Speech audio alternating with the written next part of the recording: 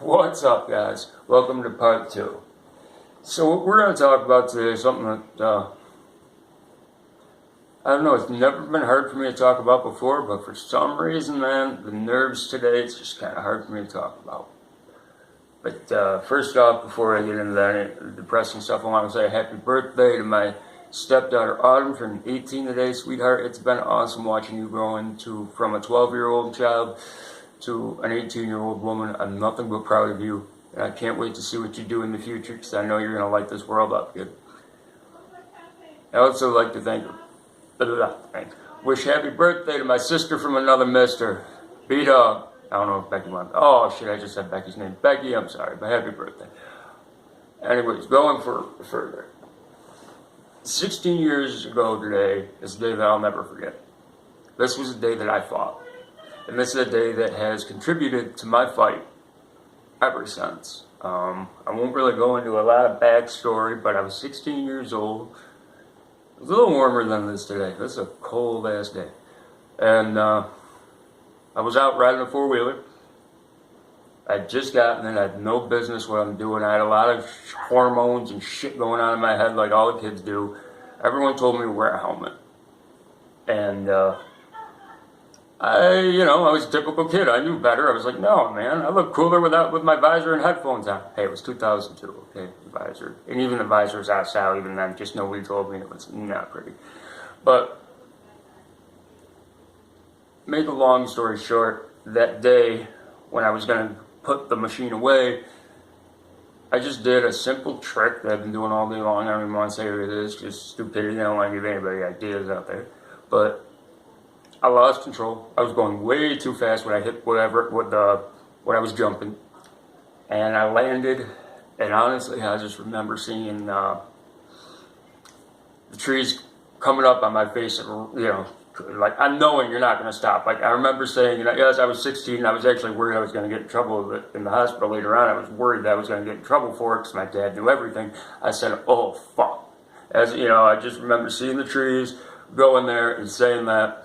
And then it kind of breaks into like a vivid, or not a vivid, to like a dream memory. I remember the lights, I remember fighting, I remember a bunch of people trying to hold me down like they knew me, but it was weird because I didn't know them, and it was messed up.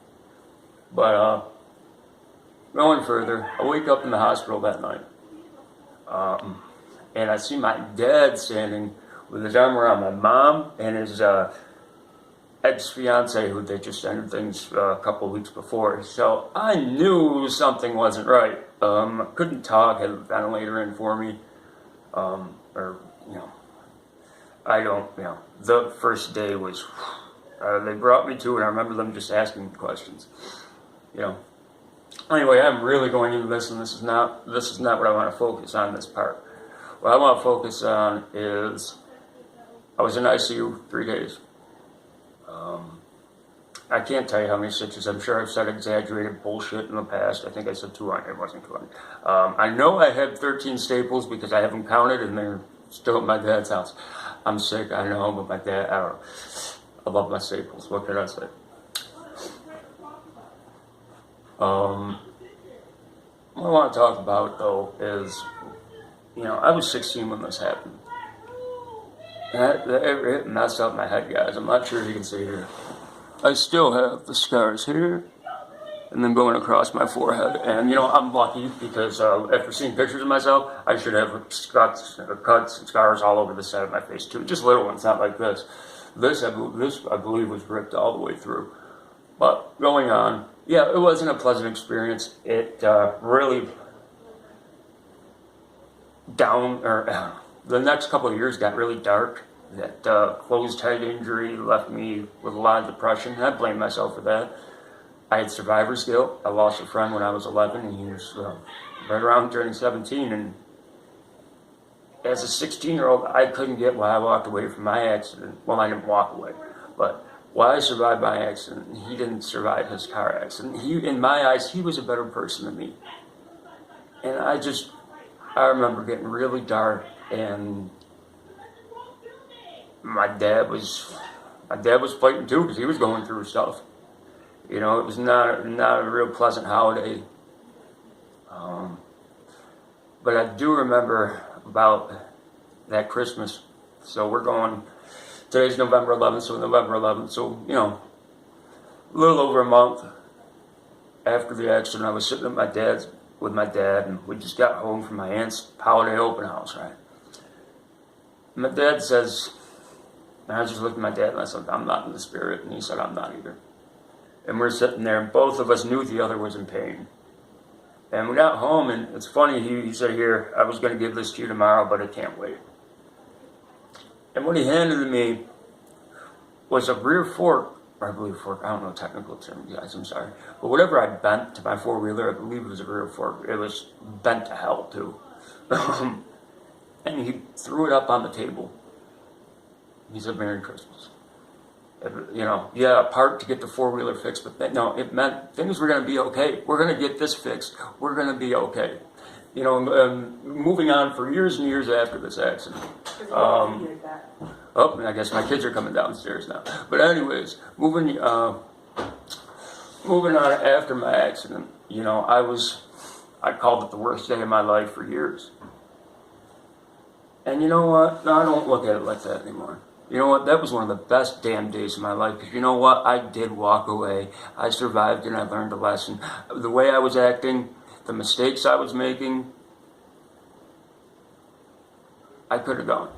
I'm not going to say deserved it, but the way my actions, I was not being safe. I was being egotistical, worrying about what people thought and all that.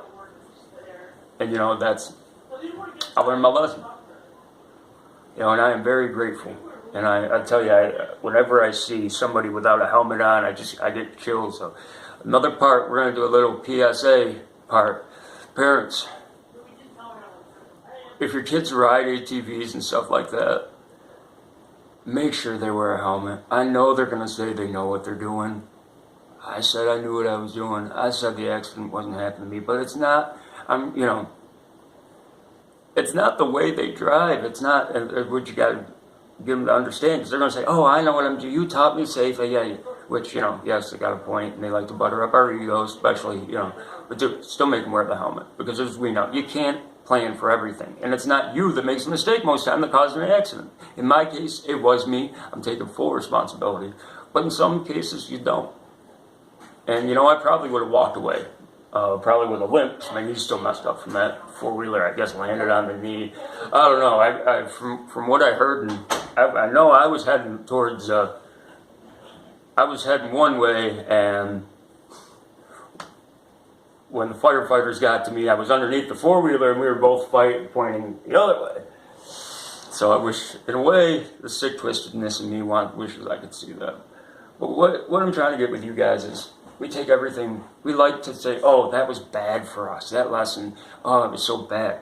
Okay, but there's good in lessons.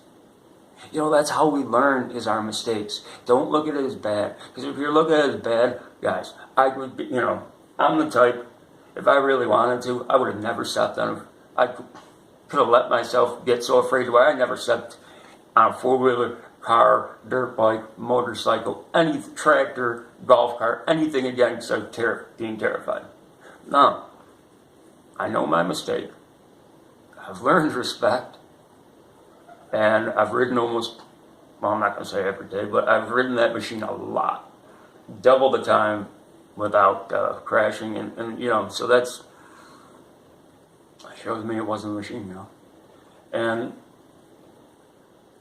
you know, it makes you who you are. You know, back at the time, you couldn't have told a 17-year-old kid that it was gonna, you know, that it was gonna be okay. People weren't gonna judge you because of your scars. Because, you know, I just remember being called cracked lips and split face, hatchet face, two-face. And, okay, right? I got like a giant wrinkle here. Why so serious? I guess I'm cool with that now. My scars are me. They're my tattoos, you know, and I wear them with honor. Just like you guys should wear everything you've been through with honor. You survived it. You fought through it. Okay, guys. So I've been going way too long on this. Hope it's not too boring. Going to come back with a part 3 in a second, but first I want to thank all the firefighters, and that's one of the reasons today we are also going to be available to my local market, or local friends, local, advertising locally for the first time. So that's also nerve-wracking. I tell you guys, I'm not going to sit here and just tell you what to do. I'm going to make myself uncomfortable. I'm going to push myself just like I'm asking you guys to do, because I'm going to show you guys we can do this together. I believe in you. If you believe in me, great. If not, sit back, watch me fall on my face. Maybe I will, maybe I won't. You never know. If I do, I'll make a joke and get back up. Anyways, I want to thank the men and women, the volunteer firefighters that day that came to my rescue. In my small town, we didn't have paid then. Or if you were paid, it was just, I believe, a paid ambulance driver. I don't know the technicals, so please people don't blow up my Twitter with, "You're wrong!" I know. But thank you to the men and women of the fire department that took their time. They're all off work too. It was Veterans Day, man. Most of them were home chilling. It was about 2 p.m. And they had to come scrape my brains off the road. I'm glad they did. And a couple came right to scene, and I just, nothing but appreciative. Thank you. And you guys, I'm gonna make you all proud. All right, guys. Catch you in a few.